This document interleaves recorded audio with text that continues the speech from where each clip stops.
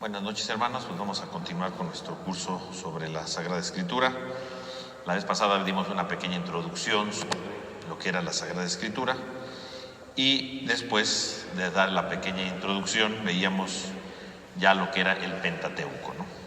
Decíamos que el Pentateuco de entrada, que son los 5 libros primeros de la Sagrada Escritura: Génesis, Éxodo, Levítico, Números y Deuteronomio, pues son precisamente los libros de la ley, ¿no?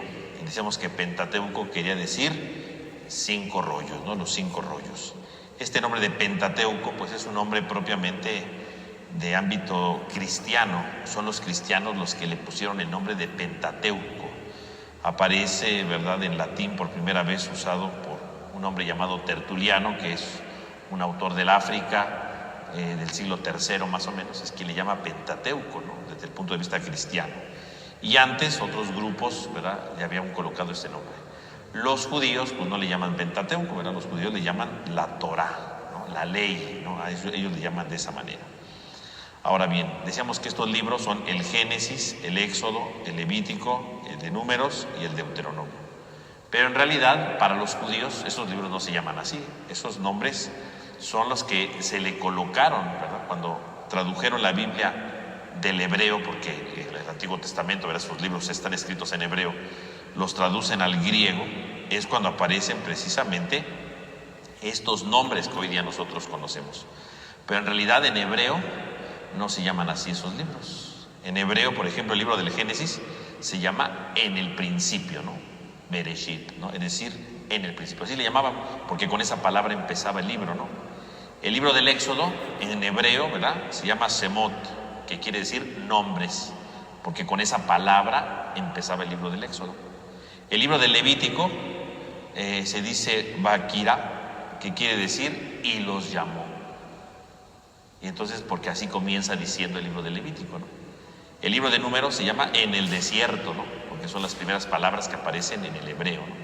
Y el Deuteronomio, ¿verdad?, se llama Devarim, que quiere decir palabras.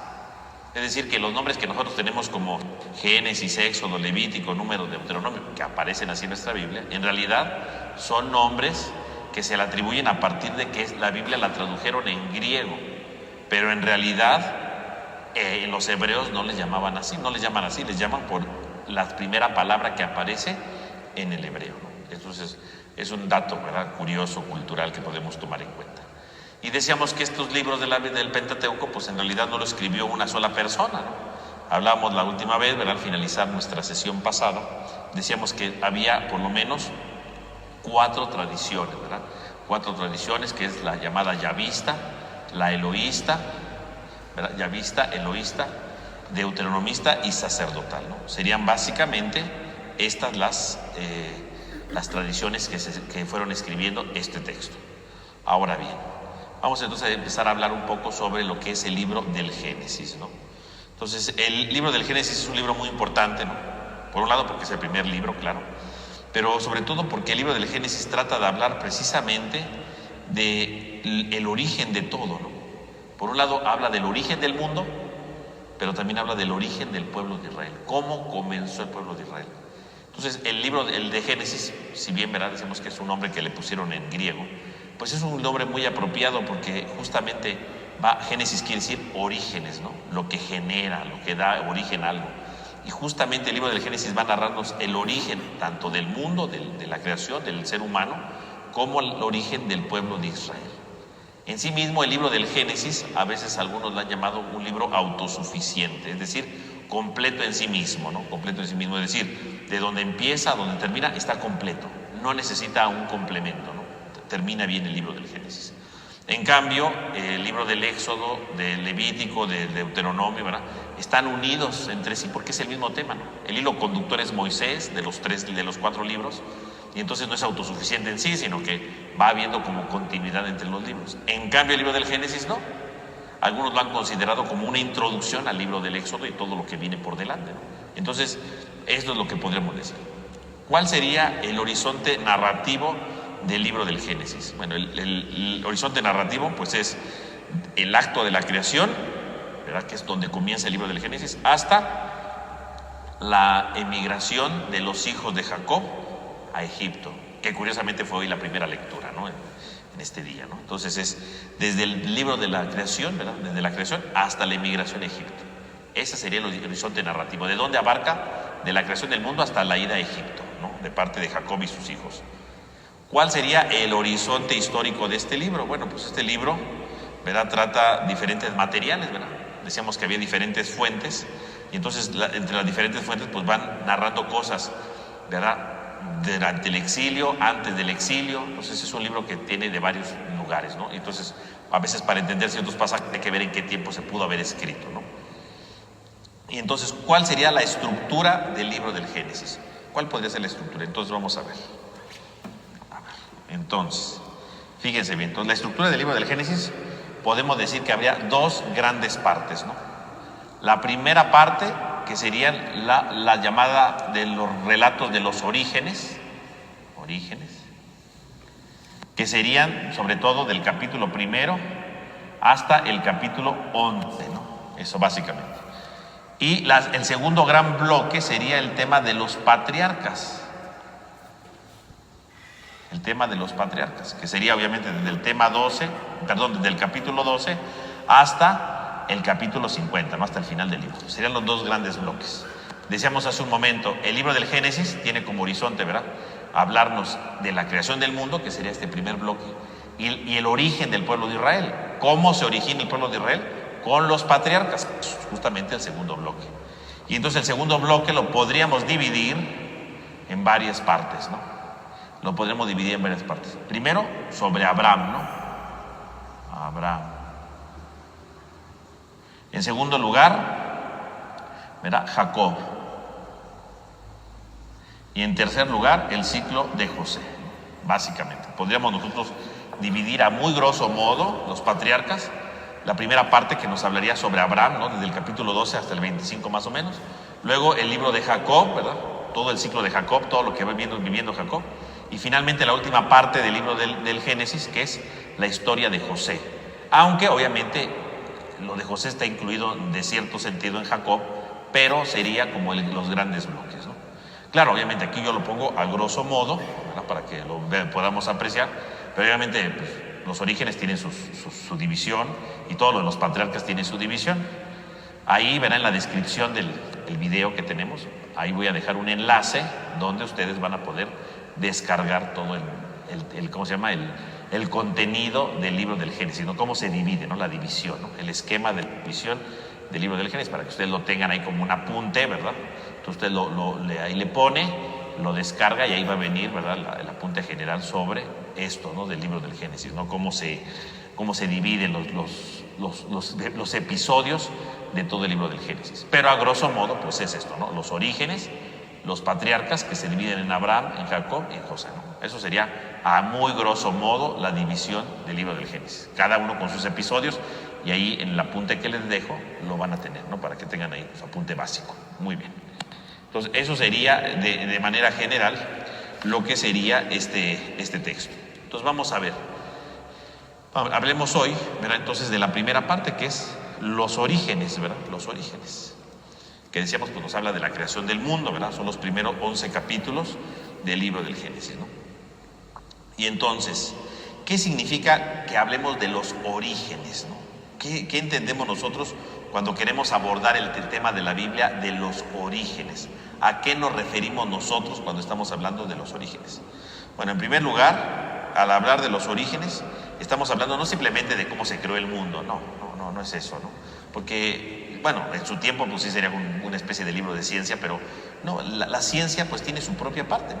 La ciencia pues buscará sus hipótesis, sus normas, etcétera, ¿no? Pero el libro del Génesis no trata de ser un libro de ciencia.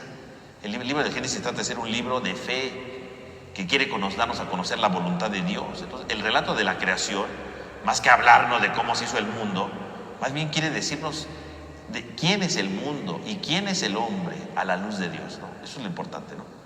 Porque si vamos a pelearnos, no, que si la Biblia dice que si el hombre lo crearon de aquí, de un poco de barro, ¿no?, y que le sopló Dios, y la ciencia no, que si de un mono, y que quién sabe qué, bueno, son hipótesis de la ciencia, ¿no? Y la Biblia no es para debatir eso, porque la Biblia no se escribió para eso. El que escribió la Biblia, ¿verdad? Esos relatos que se escribieron, no los escribieron para vamos a descubrir cómo se creó el mundo, no. Los escribieron para descubrir cuál es nuestra identidad, quiénes somos nosotros, qué es la creación. Eso es lo importante, ¿no? Porque si yo lo veo como un libro de ciencia, bueno, entonces no me dice nada, ¿no? Pero si yo lo veo como un libro de fe, lo que Dios me dice a mí en mi vida, bueno, pues tiene mucho que decir, tiene muchas cosas que ofrecer, ¿no? Desde diferentes dimensiones, ¿no? Entonces, cuando hablamos de los orígenes, pues en primer lugar referiríamos a que los relatos de los orígenes nos aportan un dato original. ¿Qué quiere decir un dato original?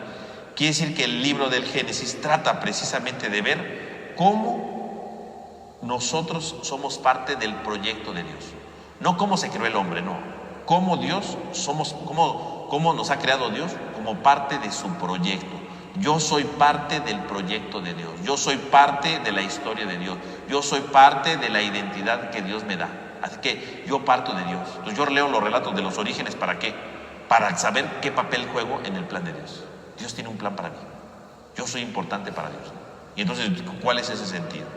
Y en segundo lugar, estos relatos de los orígenes tienen una estructura dinámica. Es decir, nos permite ver entonces no solamente que Dios me creó porque tiene un plan para mí, sino me ayuda a descubrir quién soy yo y cómo estoy siendo estructurado en mi vida y cómo en realidad pues yo no estoy acabado, tengo un proyecto por venir. Y entonces en el fondo el texto lo que nos hace ver es que el hombre no es alguien acabado, no es que Dios me creó y ya, no hay nada más, no. El hombre es alguien inacabado, ¿verdad? El hombre es un proyecto que siempre tiende a realizarse, que siempre tiende a complementarse, que siempre tiende a transformarse. No está acabado, siempre hay algo más, siempre hay algo nuevo, siempre hay algo distinto, ¿no? El hombre se tiene que ir construyendo a sí mismo, no está acabado, ¿no? El hombre siempre tiene algo que aprender, algo que decir, y a la luz de Dios tendrá algo nuevo siempre que descubrir. Así que los relatos de los orígenes entonces no nos sirven como un libro de ciencia, más bien nos va a decir algo muy importante: quiénes somos nosotros y qué papel jugamos delante de Dios, para ir descubriendo, ¿verdad?, cuál es el plan que Dios tiene para nosotros. Eso es lo importante. Y entonces cuando hablamos de los orígenes, ¿verdad?, de la creación, decíamos la vez pasada que existen dos relatos de la creación. Uno que aparece en el capítulo 1, ¿verdad?, hasta el principio del capítulo 2. Y otro relato de la creación que está en el capítulo 2 en general, ¿no? Desde el versículo 5, ¿verdad?, aparece ya todo ese relato de la creación. Hay dos relatos de la creación, dos relatos, ¿no? ¿Y por qué hay dos relatos? Decíamos la vez pasada, pues porque el libro del Génesis tiene diferentes autores, ¿no? Entonces el primer capítulo es fruto de un autor, y el capítulo 2 es fruto de otro autor. Así que son dos relatos, porque son dos autores de dos épocas distintas, ¿no? El primer capítulo es de la época del destierro de Babilonia, cuando el pueblo de Israel se fue a Babilonia, estaba ahí cautivo en Babilonia, había perdido todo su templo, había perdido en cierto sentido su identidad, porque los habían sacado de su país, las promesas habían ido a la borda, ¿no? Ahí estaban perdidos, ¿no? Por lo tanto, el primer relato nos habla precisamente de este fracaso aparente del pueblo de Israel, porque estaban desterrados. Ahí es donde se escribe el primer relato de la creación. En cambio, el segundo relato es mucho más antiguo, ¿no? Estamos hablando del siglo X antes de Cristo, ¿no? Y entonces es la época, ¿verdad?, del reinado de Salomón. Algunos lo sitúan en ese tiempo, ¿no? Y es entonces otro tiempo, otra realidad. Es un relato más primitivo, ¿verdad? Es más sencillo, pero con una gran profundidad. Son dos relatos con dos contextos distintos, ¿no? Entonces, a grosso modo, ¿verdad?, porque no vamos a analizar aquí todo dato por dato, porque si no nunca acabamos, ¿verdad? Entonces, ¿qué diría el primer relato de la creación? Bueno, el primer relato de la creación, ¿verdad?, si ustedes lo van viendo poco a poco, ¿verdad?, si ustedes lo van viendo poco a poco, dice el libro del Génesis, ¿no?, desde el inicio, ¿no?, en el versículo 2, ¿no?, dice el libro del Génesis. Dice: la tierra era caos y confusión, y la oscuridad por encima del abismo, y el Espíritu de Dios aleteaba encima de las aguas. Entonces, ¿de dónde viene la creación? ¿Qué dice el libro del Génesis sobre la creación? Dice que todo era caos y confusión, ¿no?, que es una manera para decir la nada, ¿no? Todo es caos y confusión, significa la nada, no hay nada en este mundo, ¿no?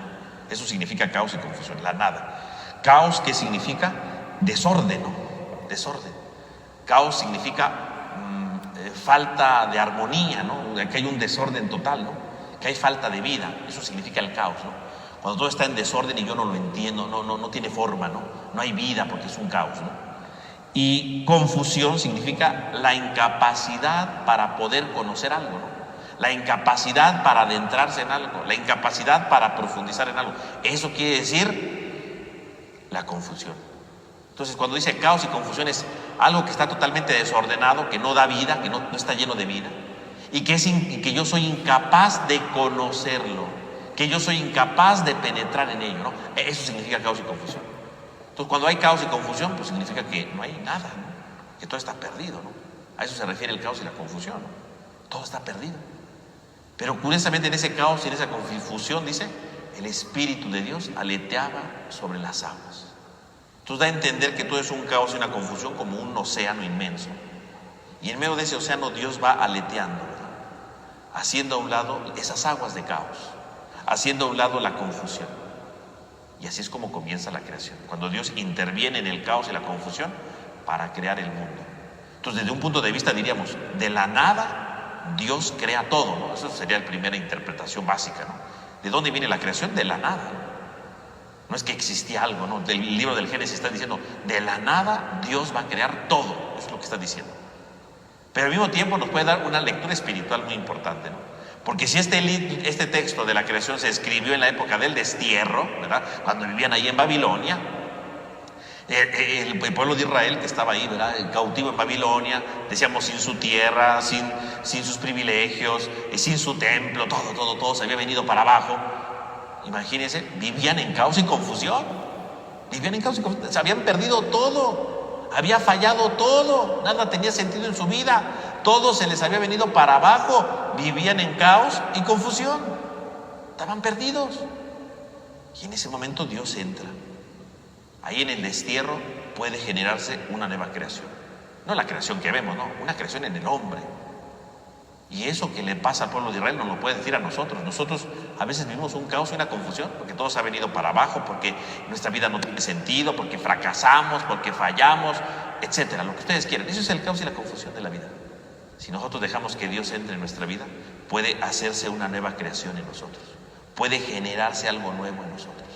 Así que ese relato de la creación no solamente era para narrarles al pueblo de Israel cómo Dios había creado el mundo, no. Ese relato de la creación era precisamente para decirle al pueblo de Israel, tú que estás en el destierro, tú que crees que perdiste todo, ojo, puedes ser una nueva criatura. Aquí en el destierro, aquí en el caos y la confusión, puede generarse vida si dejas que Dios entre en tu vida, si dejas que Dios entre en tu interior, si dejas que Dios te transforme. Y eso va para todo, ¿no? Si yo me siento en caos y confusión, Dios puede entrar en mi historia para generar vida, para transformar mi historia, para transformar mi realidad. Dios siempre entra en mi vida para transformarme, nunca me deja solo. Ahí está todo, ahí se adquiere el sentido de todo. Fíjese cómo ahí aparece la acción de Dios precisamente en la historia. Por lo tanto, mis hermanos, podemos nosotros contemplar cómo Dios va a intervenir para crear todo. Y fíjese cómo va creando Dios todo. El libro del Génesis pues lo va arreglando todo en una semana, ¿verdad? Dios va creando todo en una semana y va creando los elementos primordiales.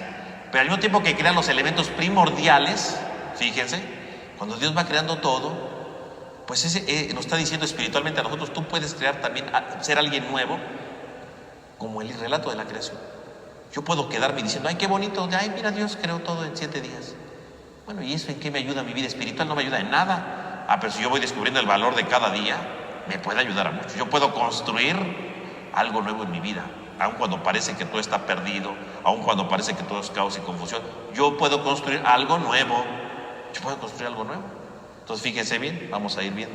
¿Dónde está el borrador? Aquí está. Entonces, fíjense bien. En primer lugar, dice Dios que creó la luz. Lo primero que crea es la luz. Es el primer paso para todo, la luz. Sin la luz no se puede crear nada. Y conste que no se refiere a la luz del sol, ¿no? O de un foco, no, porque uno, los focos no existen desde ese tiempo. Y dos, el sol va a ser creado hasta el 4.º día. Entonces, no está hablando de esa luz. Está hablando de otro tipo de luz. Una luz que viene de Dios. Y la luz significa en la Biblia entonces la capacidad de entender las cosas, ¿verdad? Es un signo de entendimiento. Entendimiento. Es un signo de entendimiento. Es decir, la luz significa tener la capacidad para entender, la capacidad para comprender las cosas. Lo primero que tengo que hacer cuando yo me siento en caos y confusión es que Dios me dé su luz para entender las cosas, para entender en dónde estoy parado, para entender hacia dónde debo de caminar, qué cosas debo de evitar, qué cosas tengo que no hacer. Lo primero que tengo que hacer es la luz. No se puede crear nada si no hay luz, ¿no? Bonito Dios creando árboles y animales, pues si todo está oscuro, no. Primero la luz que da vida, la luz que da entendimiento, la luz que me da la capacidad de captar las cosas. Lo primero que se necesita es luz. Y entonces sí, la luz me da la capacidad de entender. Tú quieres ser una nueva criatura, te sientes fracasado, te sientes deprimido, te sientes oprimido, pues pídele a Dios la luz, lo primero que necesitas para entender tu vida, en dónde estás parado. Estoy parado en mi fracaso, bueno, pues sí, ¿por qué fue tu fracaso? Entender tu fracaso, ¿no? Entender, ¿verdad?, lo que hiciste mal, entender por qué te equivocaste, por qué fallaste. Es lo primero que tenemos que tener, la luz. Si no hay luz, nunca vas a construirte, ¿no? Mucha gente vive siempre tristes, deprimidas, pesimistas, porque no ven su realidad, no ven su pequeñez, no se entienden a sí mismos. Primero es la luz, ¿en dónde estoy parado? Y entonces sí, dice, en el segundo día Dios creó el firmamento. ¿Y qué es el firmamento? ¿Qué quiere decir firmamento? Según la Biblia, ¿verdad?, según el relato, lo que estábamos diciendo ahorita, todo está lleno de agua, ¿no? Esa es la idea que tiene la Biblia, ¿no? Todo está lleno de agua, ¿no? Todo tiene agua, ¿no? Por eso dice que el espíritu aleteaba entre el agua, o sea, significa que el espíritu aquí andaba aleteando, ¿no?, entre las aguas y las estaba haciendo a un lado. ¿Qué significa el firmamento? El firmamento significa que las aguas las separa, ¿no? Las separa. Y el firmamento significa que entonces es como si le pusiera una barrera para que ya no pase el agua, para que las aguas no se hundan, ¿no? No se unan, perdón. Y entonces significa que hace como una especie de así, como de campana, ¿no? Y todo esto está lleno de agua, pero ya hay un espacio, ¿no? Aquí hay un vacío. Y aquí están las aguas del mar y toda la cosa, ¿no? Aquí están todas las aguas del mar. Pero ya hay un vacío. Significa que Dios hace el firmamento, ¿verdad?, separa las aguas y les pone un límite, ¿no? Para que las aguas, para que haya un espacio. Y en este espacio es donde se va a dar la creación. Porque si las aguas están juntas, pues ¿quién va a crear algo en pura agua? Pues no. Solamente cuando las aguas se separan, es entonces sí cuando ahí empieza la nueva creación. Ahí empieza la nueva vida. Ahí empieza el nuevo proyecto que viene de Dios. Ahí va a empezar. Cuando empiezo a separar todo lo negativo. Cuando empiezo a hacer a un lado lo malo, cuando empiezo a hacer a un lado lo que no vale la pena, ahí es cuando empieza la creación. Si todo el día estoy de pesimista, ay, no valgo nada. Ay, si no hubiera hecho esto. Ay, si no hubiera hecho... bueno, olvídalo, tú no estás separando nada. Tú quieres vivir sumergido en tu miseria. Bueno, entonces jamás va a haber una creación nueva en ti. Pero si yo empiezo a separar y decir, a ver, esto no está bien. A ver, no, ya basta, no soy un fracasado, he tenido éxitos, he hecho... bueno, empiezo a separar. Bueno, estoy creando un espacio para la creación. Y entonces sí, viene el tercer día y entonces se empieza a formar la tierra y las plantas. Empiezan a crecer las tierras y las plantas. Empieza a surgir ya la vida, ¿no? Empieza ya a haber un lugar donde pararme, ¿no? Porque ahí en pura agua no sirve. Pero si en medio de las aguas surge la tierra, ¿no? Aquí surge la tierra, ¿no? Aquí ya me puedo parar, ¿no? Aquí ya puedo pararme, ya puedo caminar, ya puedo construir algo nuevo. Empiezo a tener ya un espacio para construir algo nuevo. Entonces sí, la creación empieza a crecer, ¿no? La creación empieza a transformarse profundamente, ¿no? La creación empieza a tener un sentido en la vida, porque ya hay un lugar donde yo me puedo parar, donde yo puedo transformar mi vida, ¿no? Lo seco, ¿no? Y luego viene el cuarto día que dice que son los astros, ¿no? El cuarto día dice que son los astros. Bueno, aquí borramos al hombre porque todavía no lo creo, ¿no? Los astros. ¿Y qué son los astros? Pues me faltó un R ahí. Los astros. Los astros dice que los creó ¿para qué? Para que rigieran el día y la noche y las fiestas, ¿verdad? Los tiempos especiales. Porque obviamente los judíos ¿verdad? Tenían sus fiestas especiales y generalmente lo regía el movimiento de la luna, ¿no? La luna regía ciertas cosas desde la antigüedad, ¿no? Y entonces los astros no son dioses, porque otras culturas, incluso la cultura babilónica, ¿verdad?, tenía la idea de que los astros eran una especie de dioses, así como hoy día, ¿verdad?, de manera muy chafa, pero parecido, ¿no? Cuando la gente dice, ay, mi horóscopo, ¿verdad?, y voy a ver qué me dicen las estrellas, ¿no? A ver, esas payasadas ya existen desde aquellos tiempos, ¿no? Y entonces ellos veían las estrellas y los astros como algo poderoso, que influían. Y fíjese qué curioso, el cuarto día apenas aparecen los astros. O sea que si ya existe una separación, existe una tierra, existen plantas, no es por los astros. El que está dando la vida es Dios. Dios es el dueño de todo. Las plantas no crecen por el sol, según el libro del Génesis, ¿no? Crecen porque Dios les da el poder de dar la vida. Dependen de Dios, no del sol. Los astros, por lo tanto, ¿para qué existen? Para regir el día y la noche, para poner orden en el tiempo y para poner orden en las fiestas sagradas. Por lo tanto, los astros sirven para tener orden en lo sagrado, para encontrarme con Dios. Quiere decir que entonces, si yo creo un espacio para la creación, ¿qué lugar va a ocupar Dios en mi vida? Ese es el cuarto paso. Entonces yo tengo un caos y una confusión en mi vida. Bueno, primero que nada, la luz, en dónde estoy parado, el firmamento, separar lo negativo, ¿verdad?, y crear un espacio vacío. Luego que surja la tierra, donde yo puedo caminar, donde yo voy a empezar a construir algo. Y luego los astros, el papel que Dios empieza a jugar en esta nueva creación. Porque Dios debe de jugar un papel, ¿no? Ahí empieza, ¿no?, el cuarto día. Y entonces sí, viene el quinto día, ¿verdad? El quinto día, voy a borrar esto aquí, firmamento. Y entonces el quinto día dice que aparecen los animales. Ahí usted lee de tarea el relato del capítulo 1, ¿no? Porque aquí lo digo de memoria, si no, nunca acabamos. Entonces dice que crean los animales del cielo, verá, las aves y los monstruos del mar, ¿no? Empieza a surgir la vida. Ya empieza a surgir la vida de los animales. Entonces, en el quinto día empieza a surgir la vida de animales. Hay una vida. Y bueno, por un lado, sí nos está diciendo el Génesis que, bueno, aparecen los animales, ¿no? En un momento de la creación aparecen los animales, claro, ¿no?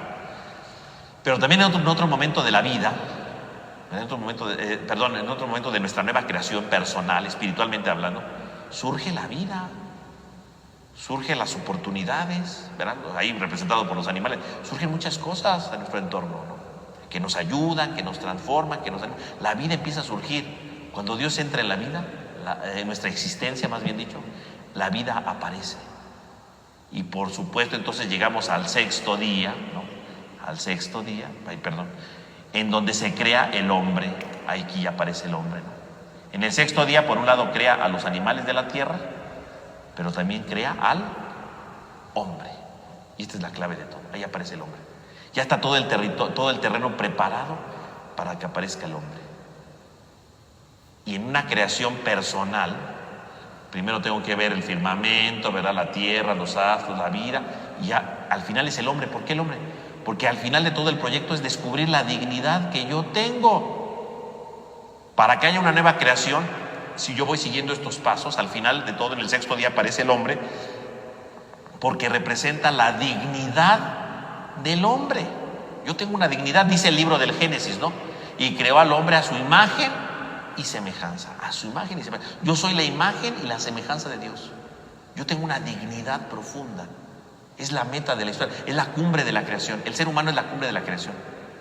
Y Dios le encarga toda la creación, se la encarga al hombre. Por un lado nos está diciendo el gran valor que tiene el ser humano para Dios. El hombre no es un esclavo de Dios. El hombre no es una mascota de Dios. No, el hombre es un ser digno, que es su imagen y semejanza. El que ve al hombre ve a Dios. El hombre es el representante de Dios en la creación. Y tendría que cuidar la creación como en nombre de Dios. No está cuidando en nombre de Dios, ¿no? Debería, ¿verdad? A veces no la cuidamos como deberíamos, pero el ser humano está para cuidar la creación, para darle sentido a la creación, para darle valor a la creación. Ahí está el hombre con toda su dignidad, dándole todo el sentido a la vida, a la creación.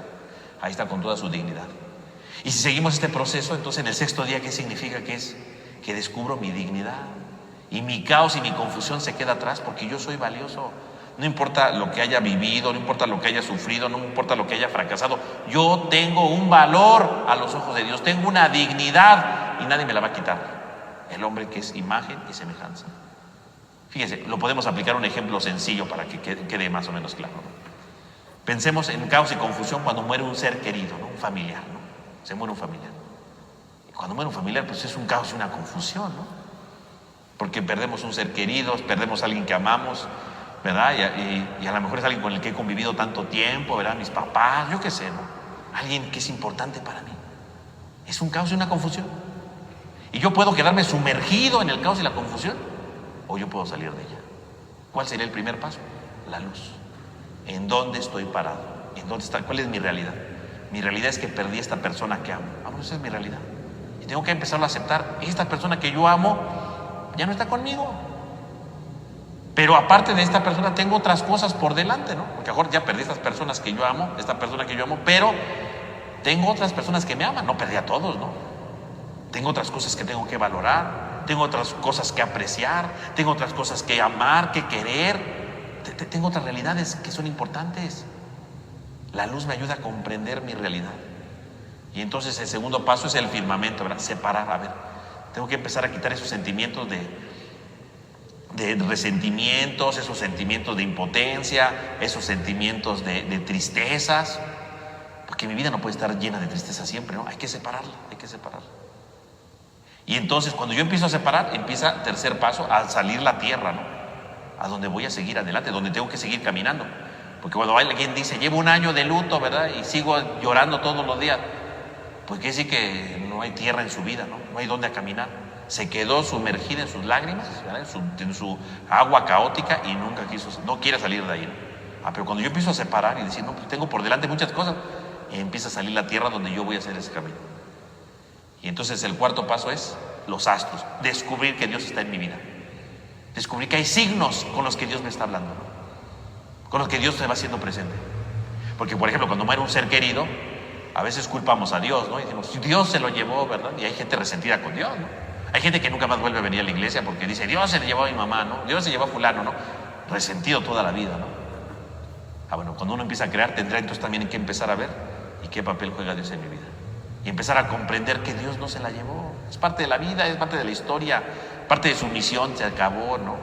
Descubrir a Dios en su vida. Y entonces sí, el siguiente paso, cuando empiezo a descubrir a Dios en mi vida, empiezo a descubrir el valor de la vida, a descubrir que la vida tiene sentido, a descubrir que sí, aunque ya no tengo este ser querido, que lo amo, que lo extraño, etcétera, etcétera, pero mi vida tiene sentido. Empiezo a ver la vida que hay a mi alrededor y de la serie de oportunidades que tengo por delante. Y entonces sí, el último gran paso sería la creación del hombre, la creación del hombre. Es decir, que yo soy imagen y semejanza, que yo tengo dignidad. Y no porque perdí un ser querido significa que yo me rebaje a pensar que mi vida ya no vale la pena, a pensar que ya no puedo hacer nada en mi vida, que todo está perdido. Al contrario, puedo hacer grandes cosas, porque yo soy valioso, soy la imagen y la semejanza de Dios. Yo tengo valor, yo tengo sentido en mi vida. Y entonces sí, tiendo a seguir construyendo mi vida, construyendo mi historia y querer encontrarme con Dios, ¿no? Y ahí entonces esta búsqueda de Dios está en el séptimo día, ¿verdad? Porque el séptimo día habla del sábado, ¿verdad? El sábado, que es el descanso para los judíos, el séptimo día, el sábado. Y entonces esa es la búsqueda de Dios. Yo tengo un grande valor, tengo que seguir adelante con mi vida, tengo que seguirla construyendo y tengo que buscar a Dios. Punto. Ahí está. Fíjense cómo entonces el relato de la creación la puedo ver solamente diciendo, ay, Dios creó todo, pero yo puedo verla como la creación que tengo que hacer, dejando que Dios entre en mi vida, que Dios irrumpa en mi vida para irla transformando, ¿no? Bueno. Y entonces, esto del descanso a veces no se entiende muy bien, ¿verdad? Porque a veces decimos, Dios descansó y nos imaginamos ahí a Dios echándose una siestecita o alguna cosa así, pero no es eso, ¿verdad? El descanso del séptimo día, en primer lugar, es cultural, es muy importante.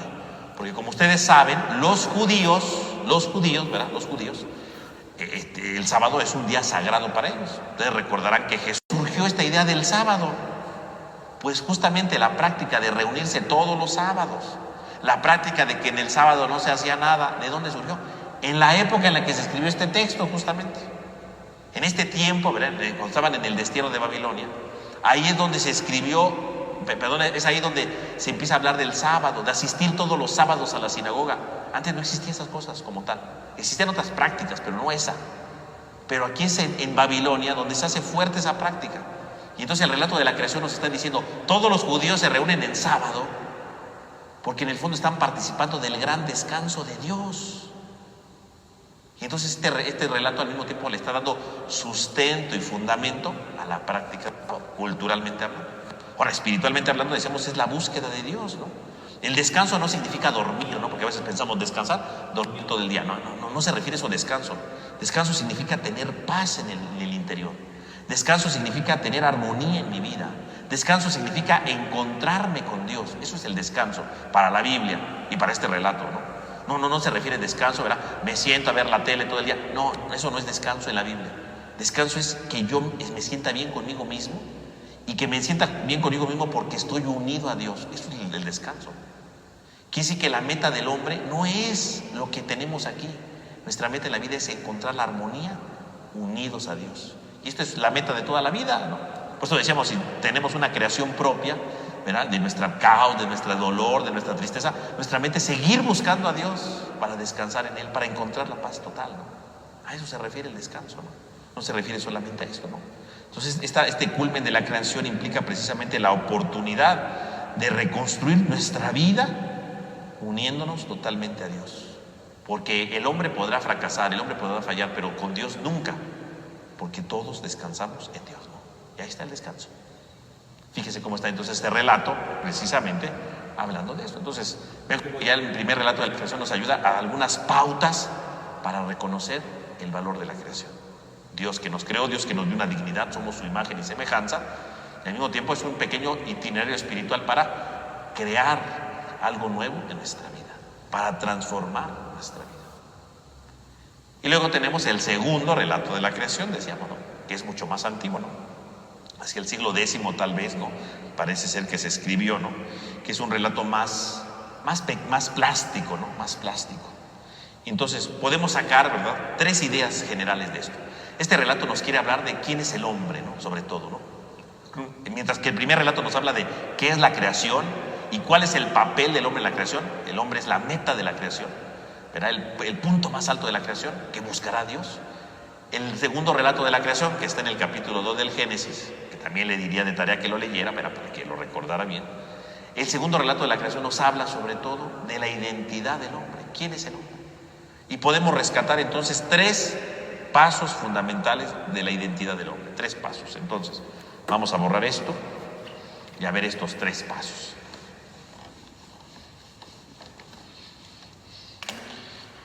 Entonces, en primer lugar nos habla del ser del hombre, ¿no? El ser del hombre. El ser del hombre. En segundo lugar nos va a hablar del hombre en cuanto que es comunidad. Y por supuesto, de los límites que tiene el hombre. De los límites, pero no límites en el sentido negativo de la palabra, ¿no? Límite de algo que no puedes hacer. Límite en cuanto a la identidad. ¿Quién soy y quién no soy? Esos son los 3 puntos que podemos rescatar. ¿Cuál es el primer paso? El ser del hombre. Dice el libro del Génesis, ¿no? En el capítulo 2, versículo 7. Dios formó al hombre del polvo de la tierra, ¿verdad? Lo fue modelando y luego dice que le insufló en sus narices el aliento de vida. Lo modeló.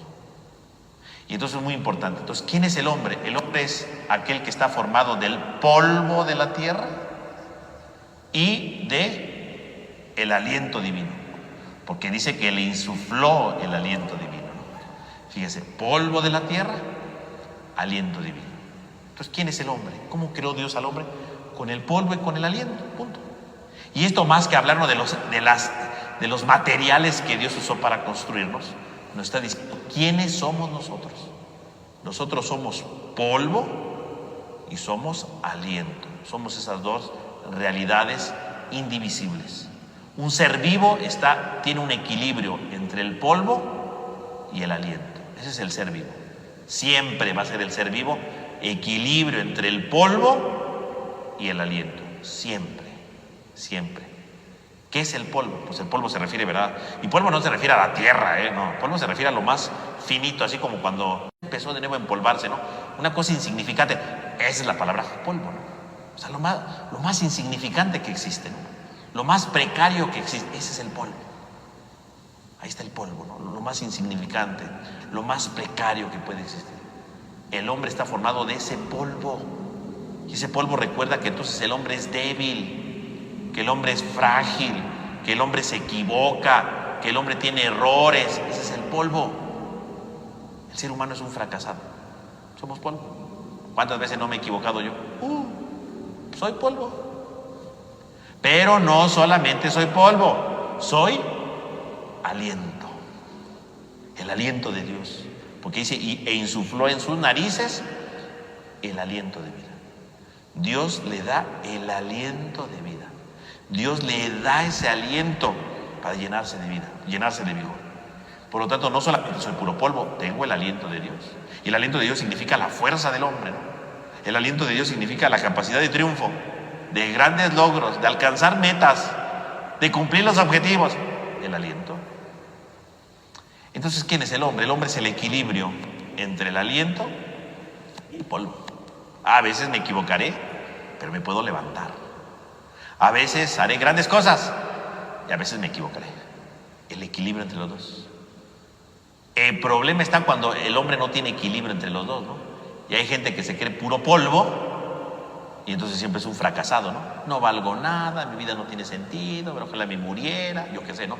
Puro polvo, porque no cree que es capaz de levantarse, porque no cree que es capaz de ser mejor, ¿no? Un fracaso de continuo. El hombre no es puro polvo. Cuando el hombre exagera su polvo, mal, no cumple su misión. Pero hay quien exagera el aliento, ¿no? Son la gente, ¿verdad?, soberbia, que cree que nunca se equivoca, que es indispensable, ¿no? Que bueno, que cree que nadie lo merece. Bueno, un monstruo, ¿no? Porque cree que todo el mundo lo quiere, porque cree que todo el mundo lo necesita, porque cree que él no va a fallar, y si se equivoca, no hace como que no se equivocó. Puro aliento. No. El hombre es un equilibrio entre los dos.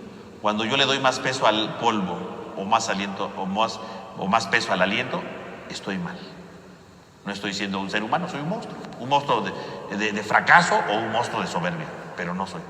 El ser humano tiene que ser un equilibrio entre los dos. Y esa es la meta de la vida del hombre, ¿no? Ese es a lo que estamos llamados a hacer, ¿no? En segundo lugar, el ser humano es alguien comunitario. El ser humano es alguien que debe de vivir en comunidad. En comunidad. Por eso dice, verá, al final del capítulo 2, dice que le quita una costilla al hombre, ¿verdad?, y que de ahí sale la mujer. Y quitarle la costilla al hombre, ¿la costilla qué representa? Pues la costilla es lo que está aquí, ¿no? Es su costado, ¿verdad?, su complemento. Quiere decir que el ser humano está llamado a vivir complementándose con los demás. Yo estoy llamado a complementarme con el otro. El ser humano no fue creado para vivir individualista, sino ser comunitario, porque los demás le complementan. El otro es una costilla de mi vida, porque el otro es mi costado, me va complementando. Lo que yo no puedo, el otro me ayuda. Donde yo me encuentro con una torpeza, el otro me puede levantar, ¿no? El otro es mi complemento. Entonces el libro del Génesis, cuando habla del relato de la creación de la mujer, en el fondo lo que está diciendo es que el ser humano está llamado para complementarse, porque necesitamos de los demás, requerimos de la ayuda de los demás, requerimos de la otra persona. No somos individualistas. Incluso si ustedes leen, verá completo toda esta parte, dice que Dios, voy a hacerle una ayuda que sea adecuada para el hombre, ¿no? Y primero crea, dice que a los animales, ¿no? Y dice, y en los animales no encontró la ayuda adecuada. Hasta que crea la mujer, encuentra la ayuda adecuada. O sea, el hombre está llamado para vivir en complemento con los demás, no para verlos como enemigos, no para verlos como personas, ¿verdad?, negativas, al contrario, para verlos como un complemento en mi vida. Los otros están llamados a ser complemento de mi vida, no enemigos, complemento de mi vida. El otro me puede aportar algo que yo no puedo. Fuimos creados para ser comunitarios. Y finalmente está el tema del límite, ¿no?, que nos habla de la identidad. ¿En dónde vemos el tema del límite? Dice el libro del Génesis en el capítulo 2, ¿no?, un pasaje que a veces no alcanzamos a entender, que nos dice que Dios, ¿verdad?, cuando crea todo, dice, pone en el centro del jardín, ¿no? Imagínese usted, aquí está el jardín, dice, y pone en el centro dos árboles, ¿no? Dice, el árbol de la vida y el árbol de la ciencia, del bien y del mal, ¿no? En el centro están estos dos árboles. Y dice Dios que no puede comer del árbol de la ciencia del bien y del mal. De todos puedes comer, menos de ese, ¿no? Y ahí aparece el tema del límite, porque Dios lo limita al hombre, ¿no? Y le dice, tú no puedes comer de ese árbol, tú no puedes comer de ese árbol. Y entonces ahí viene entonces el problema del límite, ¿no? Y muchos podríamos ver ese límite, ¿verdad? Lo interpretan algunos autores, ¿verdad? Diciendo, es que Dios le coarta la vida, la libertad al hombre, Dios no lo deja hacer. No, no, es que el ser humano no puede hacer todo. Yo no puedo hacer todo, ¿no? Yo tengo límites en la vida. Y el saber que yo tengo límites en la vida me ayuda a valorar lo que puedo hacer y a saber lo que no puedo hacer. Los grandes problemas de la vida es cuando yo no me pongo límites y digo, yo puedo hacerlo todo. Una cosa es que diga, yo quiero lograr algo, un objetivo, bueno, qué bueno que te esfuerzas, pero otra cosa es decir, yo lo puedo hacer todo y me vale si lastimo a los demás, ¿no? Y me vale si hiero a los demás. Eso es un problema, ¿no? A veces no nos ponemos los límites nosotros, ¿no? Pero el hombre tiene que reconocer que no puede hacerlo todo en la vida. Por ejemplo, yo no puedo volar, ¿no? Puedo volar con un avión, sí, pero yo solito ahorita que digo, ahorita vengo, voy a volar al techo, pues no puedo, ¿no? Tengo límites, es parte de mi naturaleza, ¿no? Y entonces fíjense, dice el texto que puso dos árboles en el centro. Primero que nada, ¿por qué en el centro? Porque si están en el centro significa, en la Biblia, ¿verdad?, todo lo que está en una posición tiene un significado, ¿no? Si está en el centro significa que es una realidad que es importante para el hombre, que es fundamental, sin la cual no puede vivir. Por lo tanto, necesita de esa realidad para poder vivir. Eso significa que está en el centro. La letra está diciendo, esto que está aquí es importante. En primer lugar dice el árbol de la vida. ¿Qué es la vida? ¿A qué se refiere la Biblia cuando dice que el árbol de la vida? No se refiere a la vida física, ¿no?, biológica, porque el hombre ya estaba vivo, ¿no? No es que estaba muerto. El árbol de la vida significa que el hombre necesita, que es fundamental para su vida, encontrarle sentido a su vida. Porque habrá gente que sí esté viva, pero no le encuentra sentido a su vida. Está viva, pero vive frustrada. Necesitaría comer del árbol de la vida, ¿no? Que le encuentre sentido a la vida. El ser humano no solamente fue creado con vida para estar vivo aquí, no, sino para que con su vida le encuentre sentido a su existencia. A eso se refiere el árbol de la vida, ¿no? El ser humano que tiene que encontrarle sentido a su existencia. Y el árbol de la ciencia del bien y del mal. ¿Y qué cosa es eso del bien y del mal? El bien no se refiere a las cosas buenas, ¿no?, moralmente hablando, ¿no? El bien se refiere a lo que le complementa al hombre, a lo que lo hace ser mejor, ¿no? A lo que le da felicidad realmente. Eso es lo bueno.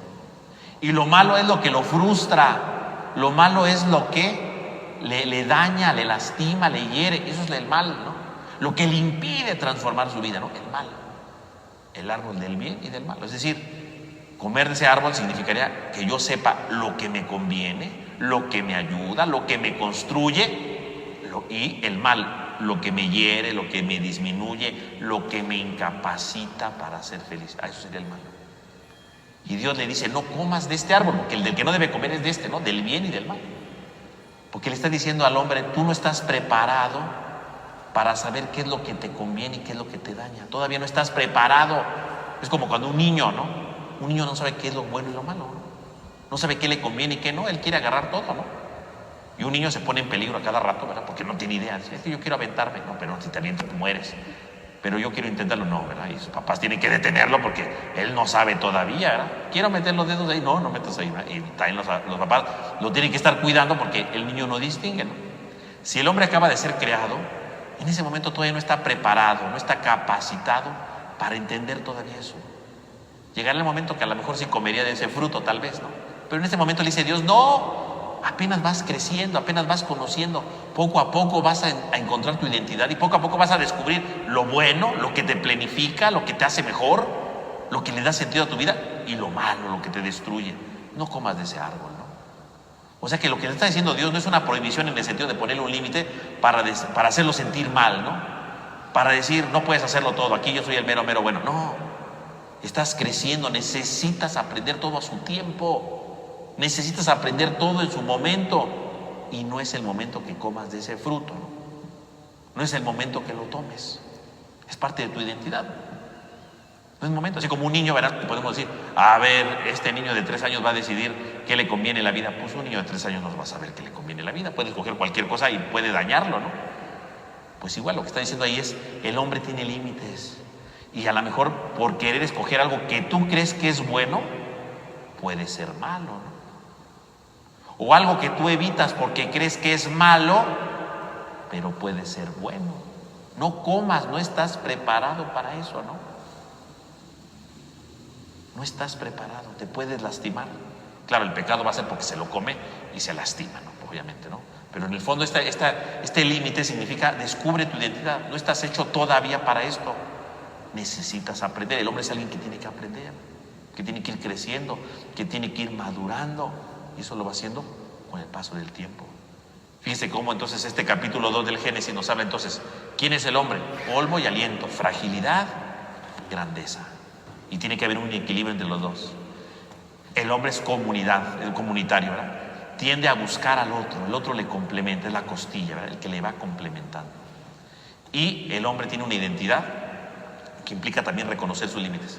Todo tiene su tiempo, todo su momento, todo su lugar, y tiene que ir creciendo, ¿no? Para que lo vaya valorando, ¿no? Fíjense cómo está este relato.